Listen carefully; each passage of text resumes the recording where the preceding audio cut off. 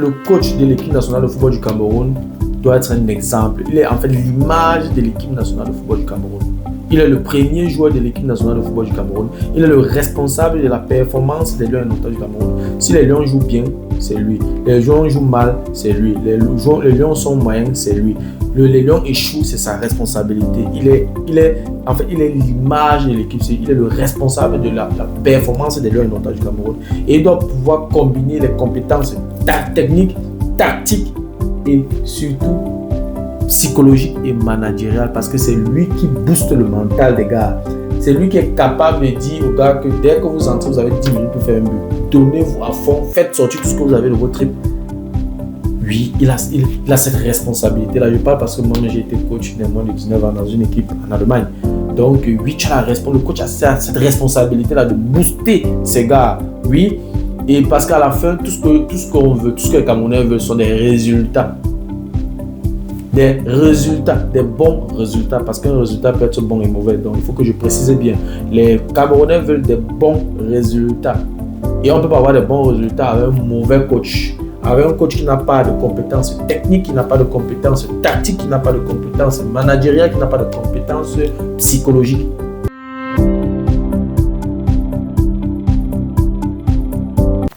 Salut à tous, merci encore une fois de plus d'avoir cliqué sur ma vidéo. Si c'est ta première fois de passer par ici, je m'appelle Fabrice Zopop. Dans cette chaîne, je parle de culture, je parle de sciences, je parle des faits de société, je parle également de sport. Voilà, si ces 4 thématiques t'intéressent, abonne-toi tout simplement à cette chaîne pour ne manquer aucune vidéo. Et si en plus de ça, tu actives la cloche de notification, alors tu recevras de manière automatique une notification lorsqu'une nouvelle vidéo sera publiée. Voilà, si entre-temps tu as des questions, des remarques, des suggestions, des critiques ou alors des propositions d'amélioration, n'hésite pas de m'écrire en commentaire. Un like me ferait énormément plaisir. Voilà, dans la vidéo d'aujourd'hui, je vais parler du coach de l'équipe nationale de football du Cameroun, notamment M. Marc Brice. C'est le spécialiste des matchs nuls. Je me demande si M. Marc Brice se rend compte qu'à cause de la grosse tête qu'il veut faire, à cause de son ego, il est en train de faire notre équipe aller droit contre le mur. Je pense que M. Marc Brice, vous êtes déjà âgé et vous savez que vous avez déjà roulé votre bosse. Mais s'il vous plaît, monsieur, ne traînez pas notre équipe dans la boue. On a déjà suffisamment de problèmes comme ça. Je pense qu'à un moment donné, il faut qu'on se dise les vérités. Donc, M. Marc Brice, on est d'accord, il y a beaucoup de dysfonctionnements. Le président de la Fédération camerounaise de football ne te facilite pas la tâche. Le ministère des Sports non plus. Mais M. Marc Brice, vous avez une obligation de résultats. Okay? Il est inadmissible, quelle que soit la situation dans la tanière, quel que soit ce qui se passe autour de l'équipe, il est inconcevable que tu vas avec ton équipe, nous sommes premiers de la poule, on peut faire nul contre le dernier. Depuis que cette équipe joue, toutes les équipes ont gagné cette équipe. Nous sommes les seuls à avoir fait nul contre eux. Ça n'a aucun sens. Aucun sens. Donc, M. Marc Brice, vous allez avoir expliqué aux Camerounais pourquoi est-ce que vous allez dans un match comme celui-là. Un coup d'eau a prouvé plusieurs fois qu'il peut. Vous ne l'amenez pas. Vous avez expliqué aux Camerounais pourquoi est-ce que vous partez dans un match comme celui-là, vous allez avec un seul gaucher. Pourtant, on a Yongwa qui est actuellement en forme. Ça, on veut comprendre. Il faut également que M. Marc vous nous explique comment est-ce que vous avez fait, comme votre prédécesseur, M. Rigobert, pour convoquer 4 gardiens de but. Vous pouviez laisser un gardien de but et à cette place-là, vous prenez Koudou. Ou bien l'attaquant de Francfort là. Ou Ateba, l'ancien avançant je crois, de Dynamo. Ça n'a aucun sens. Je ne sais pas comment on va m'expliquer ça. On ne peut pas accepter qu'on ait fait match nul contre le dernier de la poule. Et à cause de ça, on perd notre première place au profit du Cap-Vert. Et si ça continue dans cette allure, le Cameroun ne va pas se qualifier. Et ce n'est pas à la Coupe d'Afrique qu'on va faire grand chose si ça continue comme ça. Donc, dans la vidéo d'aujourd'hui, j'ai apporté les attributions du coach de l'équipe nationale de football du Cameroun. Parce qu'il faut qu'on mette la balle au centre et qu'on comprenne les responsabilités. Parce que si le Cameroun échoue actuellement, il y a 3 personnes qui sont responsables. Premièrement, le ministère des Sports et de l'Éducation physique. Deuxièmement, la Fédération camerounaise de football. Troisièmement, le coach. Eux 3, ils ont les responsabilités. C'est vrai que je dirais également les joueurs eux-mêmes qui ont été extrêmement faibles. quel que soit votre état d'esprit, vous ne pouvez pas aller arracher une nuit seulement pour votre propre orgueil personnel. Vous ne pouvez pas aller prendre un match nul contre les derniers de la groupe, c'est le dernier du groupe. C'est-à-dire que même seulement pour votre orgueil personnel, ça n'a aucun sens, ça ne s'explique pas. Je n'arrive pas à comprendre ça.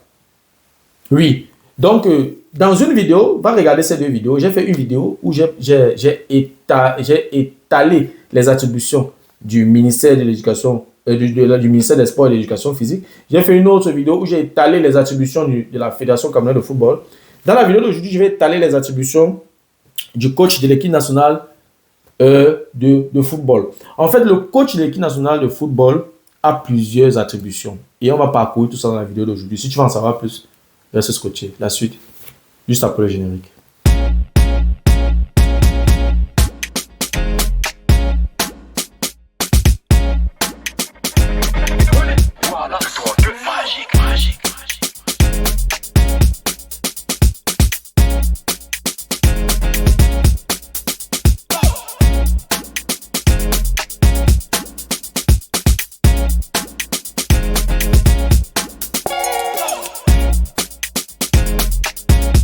Voilà, comme je l'ai annoncé à l'introduction, j'ai apporté dans la vidéo d'aujourd'hui les attributions du code de l'équipe nationale de football du Cameroun. Quelqu'un disait qu'au Cameroun, c'est le vélo qui tire le train. Et avec le temps, je pense que cet individu avait raison. Parce que si ces trois protagonistes se marchent dessus, nous nous attendons pas à un résultat, à un bon résultat. Et comme je l'ai dit dans une précédente vidéo, le match se joue à 80% en dehors du stade. Et ce qu'on voit à la télé, c'est 20% du match. Et si en plus de ça, on a encore des joueurs qui sont extrêmement faibles, qui ne sont pas au top de leur forme, qui sont lourds, on dirait que qu'ils ne sont même pas actifs dans leur club, alors il va nous rester peut-être 10%. Et avec ça, on ne peut pas faire de résultats. On a joué contre une équipe qui joue à 11 en défense. Vous n'arrivez pas à faire un but. Ils vous ont laissé avec le ballon. Ils n'arrivaient même pas à cadrer une frappe. Mais vous n'avez pas pu faire un but en 95 minutes. Ça n'a aucun sens. Ça n'a aucun sens. Donc, oui, le coach de l'équipe nationale de football du Cameroun a pour mission principale de diriger et de gérer les lions indomptables du Cameroun. Je recommence. Il faudrait que le ministère des Sports et la fédération comprennent ceci. Le coach a la responsabilité, sa mission principale, c'est de diriger et de gérer les lieux indomptables du Cameroun. Donc, sa première attribution, c'est la sélection des joueurs. C'est le coach qui sélectionne les joueurs. Si on se retrouve dans une configuration où c'est le président de la Fédération camerounaise de football, où c'est le ministère des Sports et de l'Éducation physique qui sélectionne un joueur, alors c'est foutu. On ne peut plus attribuer les résultats de cette équipe au coach parce que on a hypothéqué ou alors une autre personne s'est immixée dans son travail. Donc ça n'a aucun sens. Donc la sélection des joueurs, c'est sa première attribution.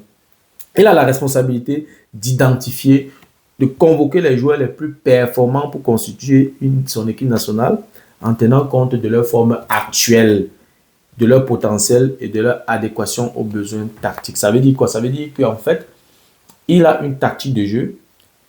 Il sait quel joueur passe mieux dans son système, ou bien dans sa tactique, bien dans sa philosophie de jeu. C'est en fonction de ça qu'il sélectionne et il sélectionne aussi en fonction de la forme du joueur. Une fois que ce joueur qu'il a sélectionné est en forme et passe dans son système de jeu, dans sa philosophie de jeu, dans sa tactique de jeu, alors il convoque ce joueur-là. Ça, c'est la responsabilité du coach. La deuxième attribution du coach, c'est l'élaboration des stratégies et des tactiques. On a vu des situations où c'est le président de la Fédération camerounaise de football qui venait jusqu'au stade proposer des tactiques, qui entrait dans les vestiaires proposer des tactiques. Non, ça, c'est pas la responsabilité du président de la Fédération camerounaise de football. Ça, c'est la responsabilité du coach. Donc, le coach a la responsabilité de développer les plans de jeu en fonction des adversaires, en fonction des compétitions et en définissant des systèmes de jeu clairs, précis, qu'on peut comprendre, que lui-même il comprend parce qu'on a eu Son prédécesseur faisait parfois des choses, je me demandais s'il comprend ce qu'il fait. Et c'est lui qui définit s'il doit mettre une tactique ou alors un système de jeu offensif ou un système de jeu défensif. Ou alors, c'est lui qui définit les rôles que chaque joueur aura au stade, sur la pelouse. Ça, c'est la responsabilité du coach. C'est-à-dire que c'est lui qui élabore les stratégies. Il peut dire peut-être que jusqu'à les 15 premières minutes, jouer haut. Il peut dire que non, les 15 minutes, rester d'abord bas, laisser l'adversaire venir, chercher à comprendre un peu comment est-ce que l'adversaire se déploie et puis on va réadapter notre système de jeu. Il y a des équipes qui commencent avec le 3-5-2, finissent avec le 4-4-2, parfois commencent avec le 4-3-3, finissent avec le 3-5-2. Par exemple, s'il veut densifier le milieu de terrain pour permettre, n'est-ce pas, aux attaquants, je vais dire, de se déployer. Là, les attaquants ne pourront plus trop rentrer parce que le milieu est dense avec 5 milieux de terrain. OK? Donc, oui, c'est le coach qui définit tout ça. Et il doit le faire de manière, je vais dire, en fait, il doit être prêt à tout moment à réagir. S'il se rend compte qu'il a implémenté ou alors il a opté pour un système 4-3-3, il se rend compte que l'adversaire nous met son équipe en difficulté, il peut casser le système de jeu. Donc, ça, c'est la responsabilité du coach. La troisième attribution du coach, c'est la préparation physique et mentale. Généralement, dans la plupart des équipes de football, les coachs sont généralement des psychologues parce que le football est d'abord mental. Si tu n'as pas le mental, tu ne peux pas être footballeur. Les psychologues ont une grande responsabilité. Donc, lorsque tu as la possibilité d'avoir un coach comme Marbus qui est psychologue, il peut beaucoup nous apporter. Donc, le coach a la responsabilité de superviser la préparation physique des joueurs pour assurer leur performance optimale. C'est-à-dire qu'il doit tout faire pour que les joueurs soient physiquement prêts pour affronter les matchs. Et il a la responsabilité d'encourager la cohésion et de renforcer le mental des joueurs pour faire face aux défis des compétitions internationales. Ça veut dire quoi? Ça veut dire que lorsqu'on a un match sérieux, un match international, c'est lui qui veille à ce qu'il y ait une cohésion. Et je pense que ici, M. Marbus a réussi à instaurer une cohésion dans le groupe, ce que j'apprécie. Et c'est lui qui renforce le mental avec ses conseils, avec son soutien mental. C'est d'abord un psychologue, je crois un policier même aussi, et tout. Donc, il a beaucoup d'aptitudes, n'est-ce pas, pour que les joueurs de l'équipe nationale de football du Cameroun soient au niveau. Maintenant, lorsqu'il a fini de faire ça, il faudrait également que ces joueurs-là, sortent tout ce qu'ils ont de leur trip. Parce que franchement, quand je regarde leur dernier match, ça ne donne pas envie de s'asseoir et regarder. Moi, je dois être franc. C'est 2 heures de temps que j'ai perdu pour voir ce match-là. Donc oui, ça c'était la troisième attribution du coach de l'équipe nationale de football du Cameroun. La quatrième attribution du coach de l'équipe nationale de football du Cameroun, c'est la gestion des matchs. Il faut faire très attention. C'est le coach qui sait comment il gère ses matchs. Et quand il dit gérer le match, c'est pas comme si c'est avant, non. Avant, il a déjà une philosophie qu'il va adopter. Il a sa tactique, il a étudié l'adversaire. C'est pour ça qu'il a les analystes, oui, qui observent les adversaires. Quand ils observent bien les pièces maîtresses de l'équipe adverse. Et puis, en fonction de ça aussi, qu'il définit sa philosophie de jeu ou alors la tactique qu'il va implémenter. Donc, le coach a la responsabilité de diriger l'équipe depuis le banc de touche, depuis la ligne de touche pendant les matchs. Et il a la responsabilité de prendre des décisions tactiques en temps réel. Ça veut dire quoi? Ça veut dire que lorsqu'il se rend compte que ça bloque, ou alors un système de jeu bloque, ou alors il y a un joueur qui n'est pas à une position optimale, il peut rapidement réagir, il peut rapidement ajuster pour qu'il ne soit pas tard. Parce que dès qu'il y a un joueur qui est mal positionné, ou alors qui n'est pas en train de faire son travail, ça veut dire qu'il est en train de... Voilà, ça pèse sur un autre joueur. Quand un joueur paraît, il faut toujours savoir qu'il y a un autre joueur qui fait son travail. Oui. Et ça épuise celui-là. Et quand ça l'épuise, ça va créer un handicap. Donc, chacun doit faire son travail. Chacun doit faire son travail. Et le coach a donc la responsabilité, n'est-ce pas, de réagir tactiquement à temps réel lorsque le système de jeu est bloqué. Lorsqu'un joueur n'est pas au top de sa forme. On a vu des coachs qui ont fait des remplacements directement. Les remplaçants sont entrés, ils ont changé le match. Et il a la responsabilité d'effectuer donc des remplacements stratégiques. Comme je l'ai dit tout à l'heure, lorsque c'est bloqué, il doit pouvoir analyser rapidement le match, la situation et voir à quel niveau il peut ajuster, changer un joueur et mettre l'autre. Oui. En fait, un grand coach, en fait, c'est sa responsabilité. On ne doit pas se retrouver dans une configuration où voilà, c'est quelqu'un qui l'appelle au téléphone, dit que pourquoi Abakanko ça enlève le mettre tel autre. Non, on n'est pas ici, c'est pas, voilà, c'est pas voilà, un bal de copains. C'est l'équipe nationale de football du Cameroun. Vous êtes payé par les contribuables camerounais, vous payez beaucoup d'argent. On ne joue pas avec ça. Donc, oui, le coach a cette responsabilité-là de gérer le match. De la première à la dernière minute.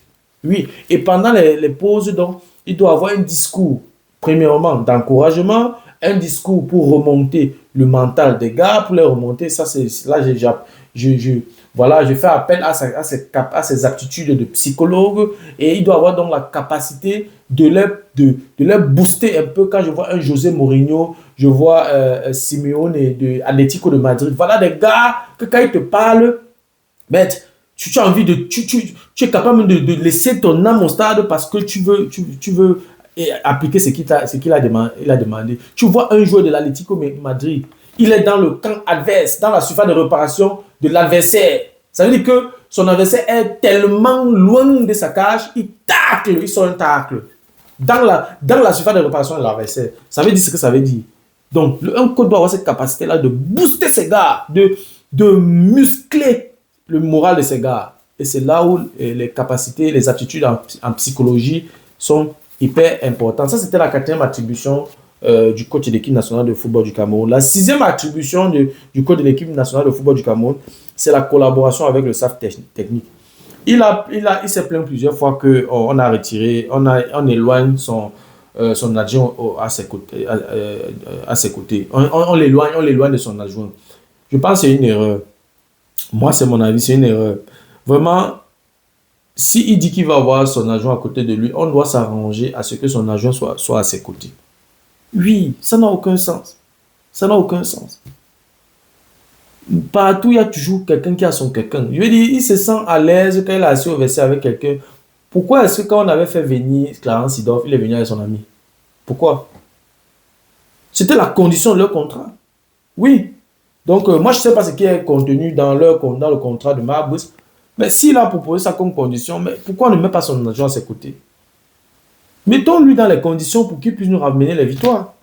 Il a prouvé plusieurs fois qu'il peut nous apporter des victoires. Donc, oui, le coach a la responsabilité de collaborer avec son staff technique. Donc, il doit travailler en étroite collaboration avec ses assistants, avec les préparateurs physiques, avec les analystes vidéo, avec le personnel médical. Lorsqu'un joueur est blessé, c'est le personnel médical qui intervient et il demande au personnel médical, il demande d'abord au joueur, est-ce que ça va? Après, il demande au personnel médical, il faut penser qu'avec ce que vous avez diagnostiqué là, il peut jouer. Si le personnel médical dit que non, il ne peut pas jouer, avec ce qu'on a observé et tout, il exécute. Donc, il doit travailler en étroite collaboration avec ses assistants, avec ses préparateurs physiques, avec les analystes vidéo, parce que c'est eux là qui analysent les adversaires, les positionnements des adversaires, les mouvements des pièces maîtresses de l'adversaire, qui analysent également les erreurs de notre équipe. Et voilà, quand ils analysent comme ça, quand ils font les vidéos comme ça, quand ils font leur briefing, ou alors quand ils s'asseyent pour faire le briefing du match qui est passé, c'est là où on met chacun devant ses responsabilités et tout. Donc oui, il doit avoir une étroite collaboration avec les analystes vidéo. De toutes les façons, c'est ce qu'il devrait faire. Bon, j'espère que ça se fait à l'équipe nationale du football du Cameroun. Je ne suis pas dans la tanière. Donc ceci pour assurer une préparation complète et efficace de l'équipe. Donc il a la responsabilité de rendre son équipe plus compétitive. Donc il a la responsabilité de préparer son équipe et de la rendre compétitive et efficace sur le terrain. Ça, c'est la 5e attribution du coach de l'équipe nationale de football du Cameroun. La 6e attribution du coach de l'équipe nationale de football du Cameroun, c'est la représentation institutionnelle. C'est très important. Donc, il a la responsabilité de participer aux conférences de presse. C'est une obligation. Oui, c'est une obligation. Il a l'obligation de participer aux événements officiels et aux réunions avec les instances dirigeantes de la Fédération camerounaise de football. Donc, s'il y a une réunion à la Fédération camerounaise de football concernant l'équipe nationale de football senior, il a son mot à dire, il doit participer. C'est une obligation. C'est une obligation. La Fédération camerounaise de football ne peut pas faire sans le coach Mahabris, et Mahabris ne peut pas faire sans la Fédération camerounaise de football. Et les deux ne peuvent pas faire sans le ministère des Sports et de l'Éducation physique. Et eux, tout cela ne peut pas faire sans l'argent du contribuable. Donc, oui, le coach a la responsabilité, oui, voilà, elle a la responsabilité de participer à tout ce qui est comme réunion officielle au sein de la Fédération camerounaise de football concernant l'équipe nationale de football A' du Cameroun. Et c'est à ce niveau qu'on peut discuter des plans, des stratégies, des performances, des besoins de l'équipe, parce qu'il est plus proche des joueurs, il est dans les vestiaires, c'est lui qui connaît. Il connaît à peu près les besoins. Peut-être il veut travailler une nouvelle tactique et tout. Il a besoin d'un matériel précis. C'est lors de ce genre de réunions-là où il précise à la Fédération camerounaise de football que oui, j'ai encore besoin de 50 plots, j'ai encore besoin de 40 ballons, j'ai encore besoin de tel nombre, de tel matériel et tout. On met ça à sa disposition. C'est pour ça que lors des réunions concernant l'équipe nationale senior, il doit être présent à ces réunions-là. C'est un fait. Donc ça, c'était la 6e attribution du coach de l'équipe nationale de football du Cameroun. La 7e attribution du coach de l'équipe nationale de football du Cameroun, c'est le développement du football national. Tu vas me dire que mais s'il fait ça, l'Africa Foot fait quoi? L'Africa Foot travaille en collaboration avec lui. Mais lui, il doit œuvrer également pour le développement du football. Il a le devoir, il a la responsabilité de contribuer au développement du football au Cameroun en identifiant les pépites, les talents, et en soutenant également les programmes de formation. Puisqu'il est le coach de l'équipe nationale A, il a des capacités psychologiques. Ça veut dire que même les autres catégories, il peut leur donner un coup de main, il peut participer aux formations. Parce que parfois, quand il regarde, il parle à l'équipe des U17, il peut voir un jeune joueur très brillant, il le pêche. Oui, parfois, généralement, et c'est même pour ça qu'il y a les autres catégories, pour que le coach de l'équipe nationale senior se retourne, se baisse, regarde les autres catégories. Est-ce qu'il peut pêcher 1, 2, 3 personnes pour monter avec lui? Oui. Donc, il contribue au développement du football au Cameroun. Lorsqu'il y a des derbies, lors des championnats, du championnat national ou alors du championnat MTN et League One, il doit être là. Les grands matchs là, il doit être là pour détecter les pépites. Même dans les petits, il n'est pas obligé d'être toujours là dans les matchs de la première division. Il peut aller là même dans les matchs de deuxième division. On a vu, il peut aller pêcher une pépite en deuxième division. C'est possible. Lui, il doit travailler dans ce sens. Il doit collaborer avec les clubs nationaux, les clubs locaux pour pouvoir permettre, ou alors pour pouvoir promouvoir donc, les meilleures pratiques et améliorer le niveau général du football dans le pays. Donc, le fait de travailler en collaboration avec les autres, avec les clubs locaux, déjà, le fait même de se placer au vestiaire jusqu'à ce que les acteurs sur le terrain constatent que le coach des Lions est au vestiaire, la façon de jouer change. Les gars se donnent à fond parce que c'est quand même le coach de l'équipe nationale qui est placé là-bas pour regarder notre match. Si moi je suis un joueur, je suis dans un club, et puis le coach de l'équipe nationale là, de ce pays-là vient au stade, je suis en train de jouer, mais je vais sortir tout ce que j'ai dans les tripes. Oui, parce que le rêve de chaque footballeur au Cameroun, jouant le championnat local, championnat camerounais, c'est de porter le vert ou jaune. Oui. Donc, le coach de l'équipe nationale de football du Cameroun doit collaborer avec les clubs locaux pour promouvoir des meilleures pratiques et améliorer le niveau général du football au Cameroun. Donc, si un coach ne fait pas ça, il n'est tout simplement pas à sa place. Le coach doit pouvoir démarrer sa voiture, aller dans un match à Boumiébel, voir un petit match là-bas, détecter une pépite. Je suis juste en train de caricaturer pour dire qu'en fait, il doit être présent. Il ne doit pas seulement aller voir les matchs de Champions League ou alors les matchs où à l'extérieur. Il ne doit pas seulement regarder les binationaux. Il doit regarder aussi les joueurs locaux. Il y a des pépites. Voilà, le ballon d'or camerounais n'a pas été sélectionné. Il faut que le coach Mabou nous explique pourquoi est-ce qu'il n'a pas sélectionné le ballon d'or camerounais 2024 pour le match contre une équipe, la dernière équipe de la poule. Ça n'a aucun sens. Donc, en conclusion, le coach de l'équipe nationale de football du Cameroun doit être un exemple. Il est en fait l'image de l'équipe nationale de football du Cameroun. Il est le premier joueur de l'équipe nationale de football du Cameroun. Il est le responsable de la performance des Lions indomptables du Cameroun. Si les Lions jouent bien, c'est lui. Les Lions jouent mal, c'est lui. Les Lions sont moyens, c'est lui. Les Lions échouent, c'est sa responsabilité. Il est l'image de l'équipe. Il est le responsable de la performance des Lions indomptables du Cameroun. Et il doit pouvoir combiner les compétences techniques, tactiques et surtout psychologique et managérial, parce que c'est lui qui booste le mental des gars. C'est lui qui est capable de dire aux gars que dès que vous entrez, vous avez 10 minutes pour faire un but. Donnez-vous à fond, faites sortir tout ce que vous avez de votre trip. Oui, il a cette responsabilité-là. Je parle parce que moi, j'ai été coach de moins de 19 ans dans une équipe en Allemagne. Donc, oui, le coach a cette responsabilité-là de booster ces gars. Oui, et parce qu'à la fin, tout ce qu'on veut, tout ce que les Camerounais veulent sont des résultats. Des résultats, des bons résultats, parce qu'un résultat peut être bon et mauvais. Donc, il faut que je précise bien. Les Camerounais veulent des bons résultats. Et on ne peut pas avoir des bons résultats avec un mauvais coach. Avec un coach qui n'a pas de compétences techniques, qui n'a pas de compétences tactiques, qui n'a pas de compétences managériales, qui n'a pas de compétences psychologiques.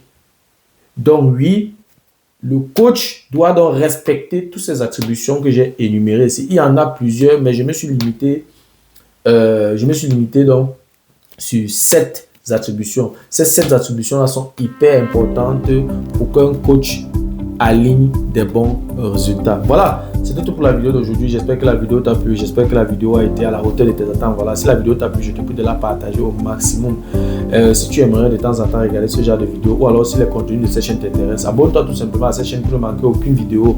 Et si en plus de ça, tu actives la cloche de notification, alors tu recevras de manière automatique une notification lorsqu'une nouvelle vidéo sera publiée. Voilà, si en tout temps tu as des questions, des remarques, des suggestions, des critiques ou alors des propositions d'amélioration, n'hésite pas à m'écrire en commentaire. Un like me ferait énormément plaisir. Merci encore pour ta disponibilité. Merci pour ton attention. C'était Fabrice Sopop. On se dit donc au revoir et à la prochaine. Ciao.